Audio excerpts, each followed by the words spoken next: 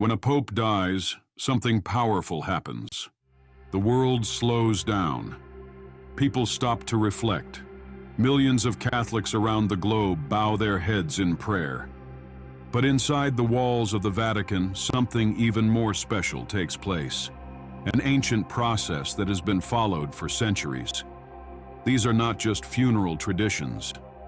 They are holy rites, filled with deep meaning, respect, and spiritual power. This is not a simple goodbye. It is a final journey. A journey that starts the moment the Pope is declared dead. From that point forward, everything follows a very old and sacred order.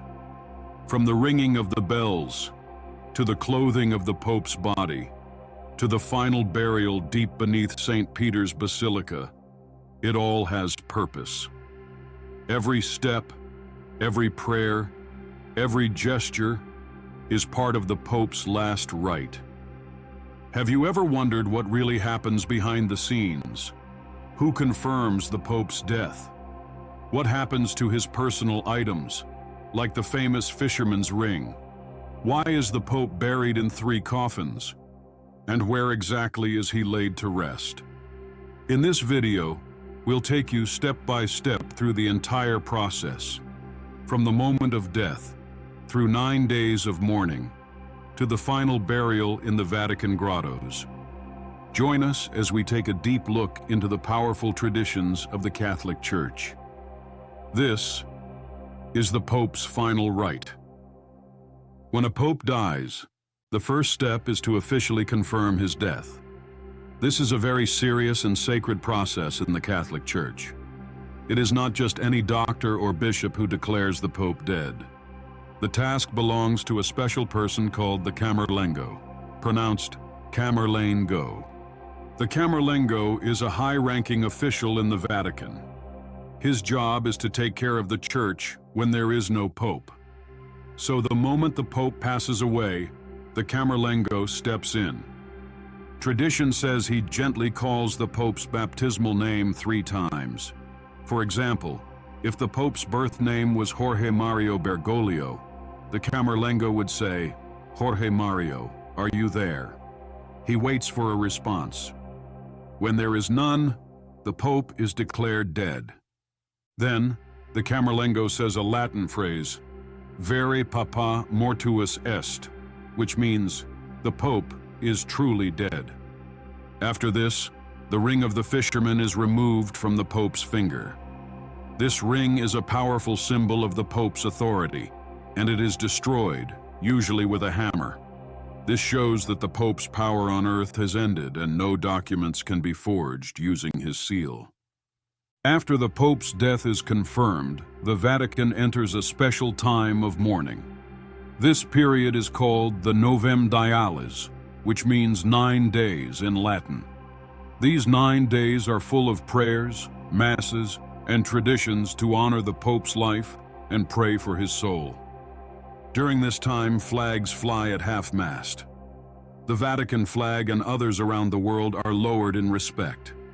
The Swiss Guard, who protect the Pope, change into black mourning uniforms. The Vatican becomes a quiet place. Church bells ring slowly and sadly to let people know the Pope has died. Vatican offices stop normal business.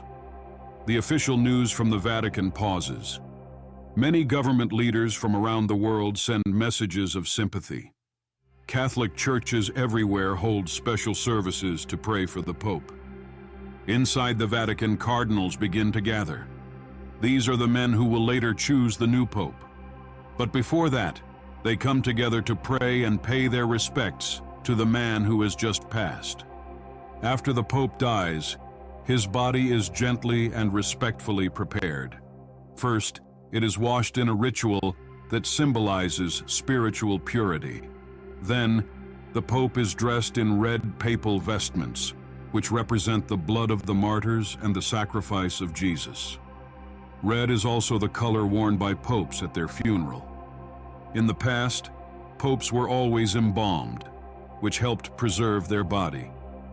Embalming is when special chemicals are used to slow down the natural process of the body breaking down.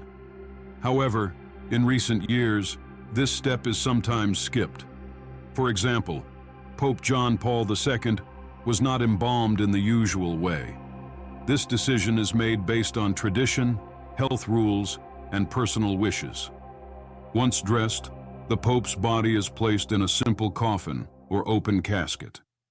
He is first kept in the Apostolic Palace, which is the official residence of the Pope. Here, close church members and Vatican staff can come to say goodbye in private. During this time, the body is surrounded by candles, flowers, and silent prayers. Everything is done with deep respect and care. After the private goodbyes, the Pope's body is moved to St. Peter's Basilica, the great church in the heart of the Vatican. This part is called lying in state. It means the Pope's body is placed in a public space so people can come to view it and pay their respects. The coffin is set at the front of the basilica, where the Pope would usually lead Mass when alive. Candles are lit around him. The body is dressed in full papal clothing, red vestments, a white skull cap, and red leather shoes. These red shoes are very symbolic. They represent the Pope walking in the footsteps of Jesus and the blood of martyrs. Thousands of people, sometimes millions, line up to see the Pope.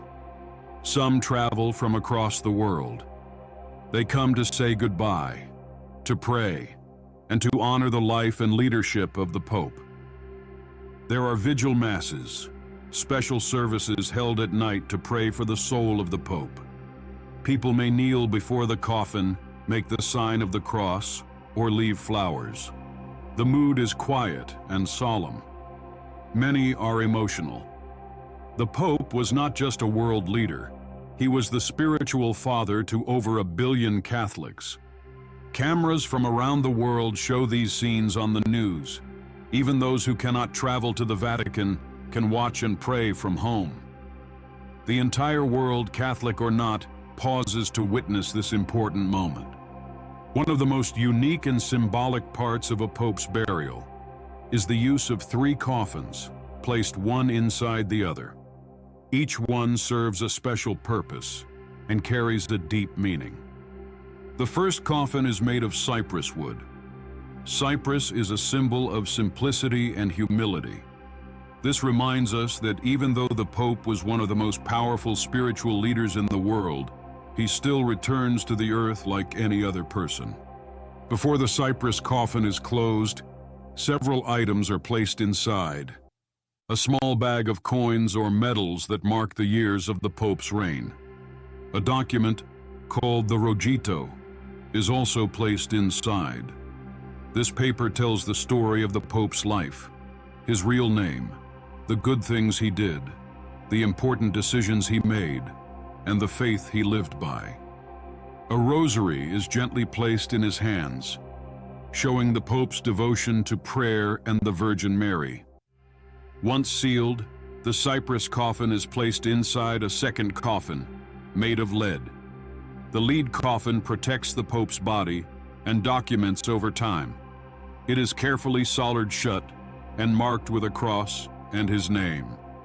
Finally, the lead coffin is placed inside a third outer coffin, usually made of elm or oak wood.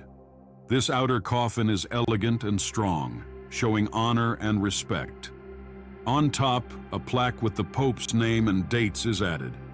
The Pope is now ready to be buried, but not before the Church and the world say a final goodbye. The funeral for a Pope is a grand and sacred event. It usually takes place in St. Peter's Square, just outside the Basilica, so that thousands of people and the world can take part. The Mass is led by the Dean of the College of Cardinals, unless the Pope left other instructions. All the cardinals, bishops, priests, and faithful gather together. So do leaders of other religions and countries. It is a time to mourn, reflect, and pray. The Mass follows a traditional order. Psalms are read to give comfort and praise to God. Eulogies are spoken to remember the Pope's life and leadership. Then comes the rite of final commendation, where the Church commends the Pope's soul to God.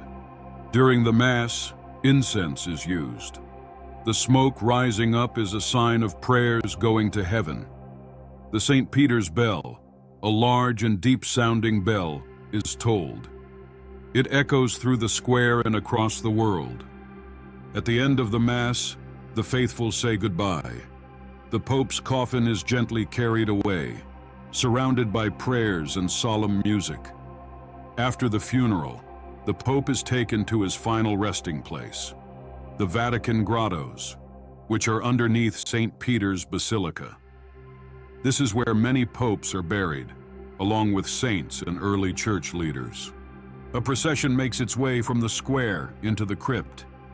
As the coffin is lowered, there are final prayers. The Pope's tomb is sealed with marble or stone, and a simple marker shows his name and the years he served. Some popes are buried close to St. Peter himself, the first apostle and the first pope, whose tomb is at the heart of the basilica. It is a powerful symbol of the unbroken chain of leadership in the Catholic Church. Visitors from around the world come to this place to pray, reflect, and honor the memory of past popes. It is quiet and holy, lit with soft lights and filled with a deep sense of peace. After the Pope is buried, the Church enters a time called the Interregnum. This means between reigns. There is no Pope, and the Church must prepare to choose a new one. During this time, the Camerlengo continues to manage the Church's daily affairs. He makes sure everything is in order, but he cannot make major decisions. The Church must wait for a new leader. Meanwhile, the College of Cardinals begins to prepare for the conclave. This is the secret meeting where they will vote to choose the next pope. The cardinals pray for guidance from the Holy Spirit as they get ready for this great responsibility.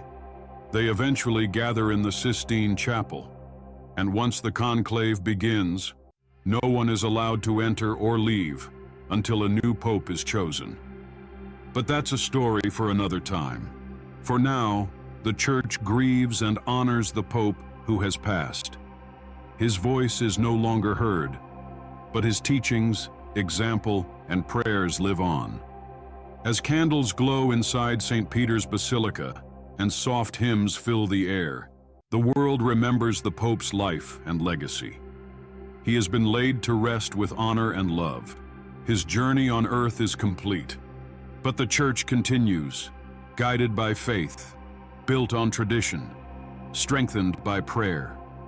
Though the Pope is gone, the Catholic Church stands firm, carrying the message of hope, love, and the teachings of Jesus Christ. This is the power of faith. This is the heart of the Vatican. This is the Pope's final rite. If this glimpse into sacred Vatican tradition moved you, consider subscribing to our channel. We explore Christian history, spiritual traditions, and powerful stories of faith from across the world. Don't forget to like, share, and comment with your thoughts or questions below. And may peace be with you.